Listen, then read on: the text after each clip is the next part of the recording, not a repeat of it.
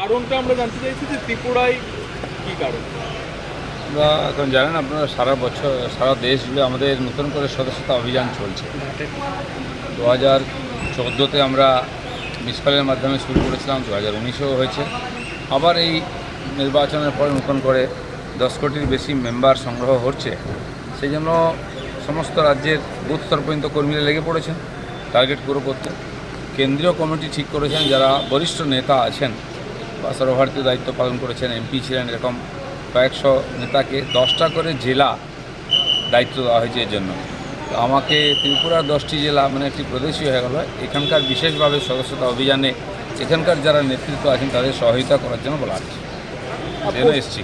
পশ্চিমবঙ্গের এই মুহূর্তে যে অবস্থা চলছে আরজিকর নিয়ে, মানে সেই পরিস্থিতিতে আপনি কলকাতা ছেড়ে পশ্চিমবঙ্গ ছেড়ে রাজ্য সরকার 13 বছর ধরে আছে সরকারে, ভোটে জিতে যায়